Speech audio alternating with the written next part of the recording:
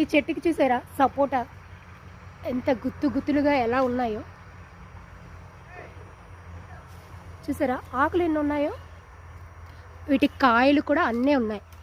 ఇలాగే మీ ఇంట్లో కూడా సపోటా గుత్తు గుత్తుగా కాయాలంటే నేను ఒక చిన్న టిప్ చెప్తా వినండి. ఏంటంటే సపోటాకి ఎక్కువ వాటర్ అవసరం ఉండదన్నమాట. మనం 7 డేస్ నుంచి 10 డేస్లో ఒకసారి మాత్రం వాటర్ ఇస్తూ ఉండాలి. అలానే అదే వింటర్ సీజన్ అయితే మాత్రం 20 డేస్కి ఒకసారి వాటర్ వేస్తూ ఉండాలి. అలా అయితేనే ఇటు పువ్వు రాలుకుంటూ ఉంటుంది, అలాగే కాయలు గుత్తు గుత్తులుగా పోస్తాయి అన్నమాట. ఇంకా ఇంకా ఎక్కువగా కావాలి అంటే కెమికల్స్లో మేము వాడతాం పర్వాలేదు అనుకుంటే దీనికి అప్పుడప్పుడు బోరాన్ అనేది స్ప్రే చేస్తూ ఉండాలి. అలా అయితే ఇలా కాయలు గుత్తు గుత్తులుగా కాస్తూ ఉంటాయి అన్నమాట. చూసారా,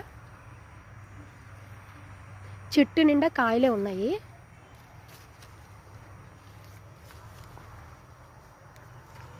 ఇవి కొంచెం పెద్దవయ్యి ముదిరితే అప్పుడు ఇవన్నీ కోసేసి ఇంట్లోనే ముగ్గు పెట్టాలన్నమాట.